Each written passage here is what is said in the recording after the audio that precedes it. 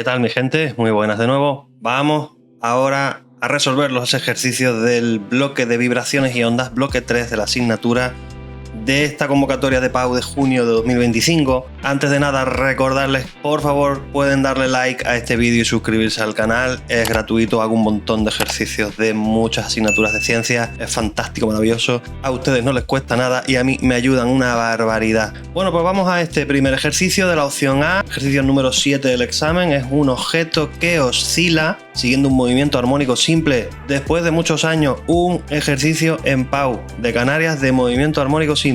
Te da una serie de datos que son la velocidad angular, 8 radianes por segundo, y me dice que en el instante de tiempo t igual a 0, en el instante inicial básicamente, sabemos que el objeto se encuentra en una posición en el eje X 4 centímetros y la velocidad que lleva en ese instante es 25 centímetros por segundo. Bueno, ya sabéis, esto por pasarlo a sistema internacional, todo en metros, 0,04 y 0,25 metros por segundo. Y me pide la amplitud, en ese primer apartado, calcúlame la amplitud y calcúlame la fase inicial. Perfecto, nosotros tenemos que saber que en las ecuaciones del movimiento armónico se rigen o se describen de la siguiente manera. La elongación o posición en el eje X con respecto al tiempo es la amplitud por el seno o coseno. Van a encontrar que en diferentes libros o publicaciones van a utilizar o una u otra función, seno o coseno, no importa, lo único que va a suceder es que la fase inicial será distinta.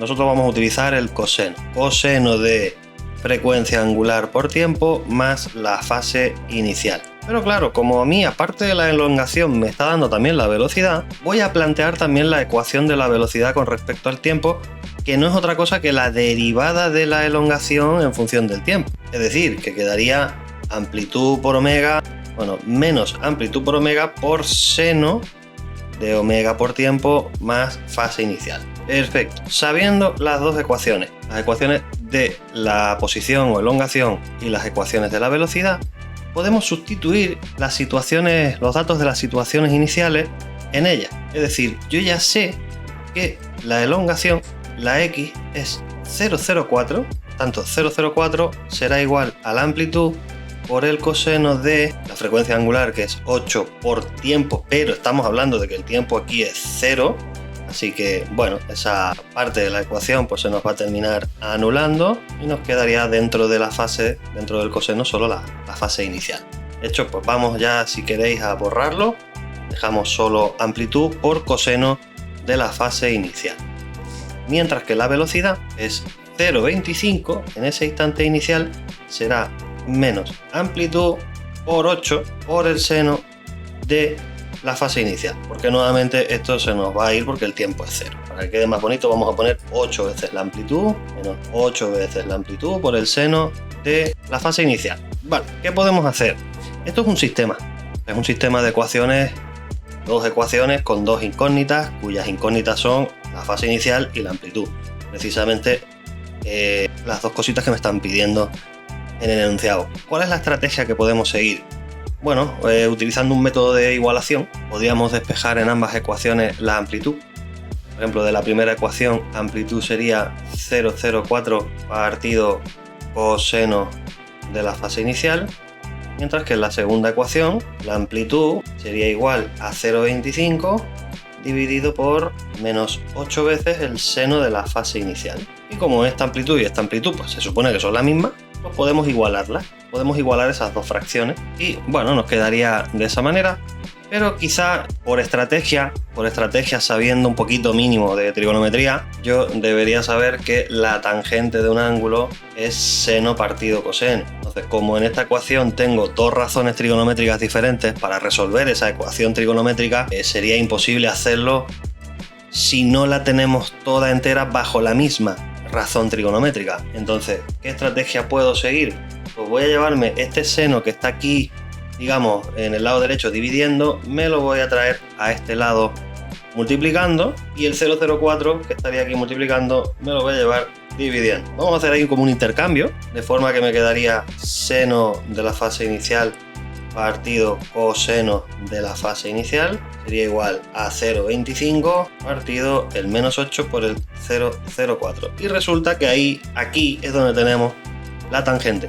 Yo puedo ya sustituir este seno entre coseno por la tangente de la fase inicial. Por tanto, la fase inicial será el arco tangente de esa fracción. El arco tangente de 0,25 partido menos 8 por 0,04. Cuidadito aquí, por favor, la calculadora en modo radianes, en modo angular, cambiarlo a radianes aquí en este tema. Haríamos shift tangente de 0,25 partido menos 8 por 0,04 y me sale menos 0,663 radianes, menos 0,663 radianes. Hay que tener cuidado, ¿de acuerdo?, con el tema trigonométrico, porque si bien es cierto que esto es una posible solución para la fase inicial, pero deberían saber que las ecuaciones trigonométricas, sus soluciones no son simples, o sea, esa no sería la única solución. Esto es una solución que corresponde a un ángulo del cuarto cuadrante, pero podría tener un equivalente en otro cuadrante. En principio podríamos dejarlo así y probar a ver qué pasa si yo ahora de repente sustituyo tanto aquí como aquí, en cualquiera de las dos ecuaciones donde yo despejé la amplitud antes. Si la amplitud me sale negativa, tendría que buscar cuál sería el equivalente. Porque, por si no lo saben, en trigonometría, este angulito, que sería más o menos aproximado, ¿vale?, de menos 0,663 radianes, como les digo, es un ángulo del cuarto cuadrante, tiene un equivalente que al calcular su tangente daría exactamente la misma tangente por el segundo cuadrante, y este sería el ángulo pi menos 0,663 radianes. Entonces, si ustedes llegan aquí, ahora, sustituyen en la amplitud y les sale la amplitud negativa, que sepan que muy probablemente es porque la solución real sería esta de aquí, no la que hemos obtenido en la calculadora. La calculadora tiene muchas limitaciones trigonométricamente hablando. Vamos a sustituir entonces en la primera. Amplitud es 0,04 partido coseno de menos 0,663 y me sale un resultado de aproximadamente 0,05. Vamos a poner 0,0508 para ser un poquito más estricto. 0,0508 metros. Vamos, básicamente 5,08 centímetros de amplitud. Pues ya tendríamos amplitud y fase inicial calculada. Por tanto, ya gracias a esto yo ya puedo, digamos, completar en ese apartado B las ecuaciones de la posición y de la velocidad del objeto, simplemente ya sustituyendo todos los datos que ya sabemos de amplitud, velocidad o frecuencia angular y fase inicial. Sustituimos aquí en las ecuaciones que ya tuve yo que plantear para poder, digamos, obtener ese sistema de ecuaciones. Pues sustituimos aquí amplitud 0,0508, coseno de frecuencia angular 8 por el tiempo y la fase inicial, que son menos 0,663 radianes. Ahí ya tendríamos la ecuación final de la posición. Y la ecuación de la velocidad, pues ya pondríamos menos amplitud por omega, amplitud por frecuencia angular, es decir, la amplitud por 8 sería 0,406.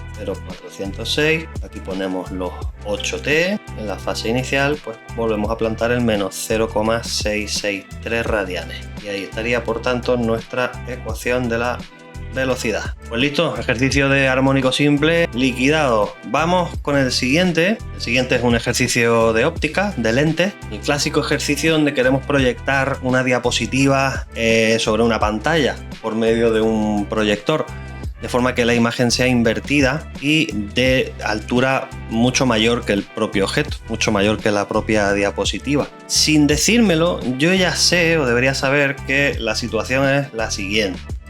Voy a realizar ya el diagrama de rayos, que me lo pide aquí, me lo pide en el apartado A, pero aunque incluso me lo pidiese en un apartado B, C, D, me da igual. Yo siempre planteo la situación al principio del problema. Sé que tengo aquí mi eje óptico, sé que tengo aquí mi lente, no me lo dice, pero yo ya sé que es convergente, porque es la única que me va a generar objetos más allá de la propia lente, por un lado, es decir, imágenes reales, invertidas y aumentadas. Esa lente convergente tiene unos focos, foco prima, foco imagen y voy a colocar un objeto, dice de 2 centímetros de altura. Vamos a suponer que esta es ese objeto, esa diapositiva. Para que me salga la imagen aumentada, ese objeto tiene que estar a una distancia inferior a 2 veces la distancia focal, ¿de acuerdo? Entonces, si yo planteo el diagrama de rayos de este objeto, siempre vamos a tener un primer rayo paralelo al eje óptico a partir de la cabecita del objeto, y cuando toca la lente se va a refractar en la dirección que le marca el foco imagen. Y tenemos un primer rayo. El segundo rayo va a ser también desde la cabeza del objeto, pero en dirección hacia el centro de la lente. Ese rayo no se desvía, ese rayo no se refracta, mantiene su dirección original, y están viendo que ahí es donde se me genera, en la unión de los dos rayos, en la intersección, una imagen invertida y aumentada, porque sé que tengo esto que sería la altura del objeto, esto sería la altura de la imagen. Me están dando esos datos. Altura del objeto son 2 centímetros, altura de la imagen son 50 centímetros, pero a efectos de introducir estos datos después en la fórmula, al ser una imagen invertida, vamos a poner esos 50 centímetros en negativo, ¿vale? Y lo que me ha dado además es la distancia, esta distancia de 3 metros. Ojo, es la distancia desde la diapositiva hasta la pantalla, no de la lente a la pantalla. Me está dando esta distancia de 3 metros. Bueno, yo sé que aquí con respecto a este eje horizontal, que es el eje óptico, el objeto está en una posición S desconocida. La posición del objeto no sé cuál es. Es una posición que hay que expresarla en términos de números negativos porque estás a la izquierda del origen, ¿de acuerdo? Una posición está colocada en el sentido negativo de ese eje óptico, y aquí, justo aquí, tendrá la posición de la imagen con respecto a la lente. No la conocemos tampoco, pero esa sí va a ser positiva porque está ubicada hacia el lado derecho. Entonces, lo que sabemos aquí son dos cosas. Primera, que gracias a la ecuación que nos da el aumento lateral de esta lente, el aumento lateral se puede expresar como I' partido I, que sería igual a S' partido S. Aquí tengo una primera ecuación en la que si sustituyo las cositas, pues me quedan menos 50 centímetros entre 2 centímetros, sería igual a S' partido por S. Esto lo puedo operar, que sería menos 25. Menos 25 sería S' partido por S. Podría incluso despejar S', pasando la S multiplicando, y así expresamos la posición de la imagen en términos de la posición del objeto. Entonces aquí tendríamos una primera ecuación con la que de momento no podríamos hacer nada porque aparecen las dos incógnitas, pero luego hay una segunda ecuación que podemos plantear, y es la que se refiere a la distancia existente entre el objeto y la imagen. Yo sé que si me coloco en la posición del objeto y avanzo en ese eje horizontal un total de 3 metros, recuerden que aquí estamos trabajando en centímetros, no pasa nada porque trabajemos en metros, en centímetros, siempre que lo hagamos todo en la misma unidad. Vamos a considerar que estos son 300 centímetros. Entonces, insisto, si yo estoy aquí y avanzo en este sentido los 300 centímetros, alcanzaré la posición de la imagen. Entonces, de repente, aquí tengo una segunda ecuación con las mismas dos incógnitas, y lo que hago es sustituir la S' de la primera en la S' de la segunda, y obtengo S más 300 es igual a menos 25S. Y de aquí, amigas, puedo despejar perfectamente la S, la posición del objeto, que es precisamente lo que me pide. Me pedía el apartado, calcule la distancia del objeto a la lente. Perfecto, pues paso el menos 25 como más 25, 25S más S es 26S, es igual, el 300 lo paso aquí como negativo, menos 300, despejando obtengo que la posición del objeto sería menos 300 entre 26, me da aproximadamente menos 11,54 centímetros. ¿Me da negativa? ¿Es normal? Sí, lo hemos dicho, la posición del objeto con nuestro criterio de signos tiene que ser negativa porque estás en el lado izquierdo del eje óptico. Así que estaría perfecto. Esta sería la posición de mi objeto. Después me pide en el apartado B la potencia de la lente. Pero claro, es que para la potencia de la lente yo necesitaré saber la distancia focal, porque la potencia de la lente se calcula como 1 partido por el foco prima. El foco prima no lo tengo. Necesito utilizar la ecuación, digamos, fundamental de la óptica que relaciona la distancia focal con las posiciones de objeto e imagen. No hemos sacado a qué distancia está la imagen de la lente, o sea, yo ya sé que estos son los 11,54 centímetros. La S' será la diferencia, ¿vale? A los 300 centímetros menos 11,54, o directamente puedo llegar aquí en la primera ecuación y obtener S' directamente. S' es menos 25 por menos 11,54, que es 288,46 centímetros. Y entonces voy a limpiar aquí un poquito la pizarra porque ya, como ya les decía, vamos a utilizar la ecuación 1 partido F' es igual a 1 partido S' menos 1 partido por S. La ecuación fundamental de la óptica, la ecuación de las lentes delgadas. Por tanto, voy sustituyendo los datos. 1 partido F' es igual a 1 partido 288,4 menos 1 partido menos 11,54. Voy a calcular esto cuidando que esto es menos entre menos es más, es decir, meto ya directamente las fracciones así como están, con el signo positivo entre medias, como les digo, y me queda 0,09. 1 partido F' es, vamos a poner 0,0901, pero es que yo quiero el foco prima, entonces tengo que hacer la inversa de eso. 1 partido 0,0901, hago directamente en la calculadora 1 dividido entre ese resultado anterior y me queda aproximadamente 11,1 centímetros como distancia focal. Por tanto, yo ya ahora sí puedo calcular la potencia.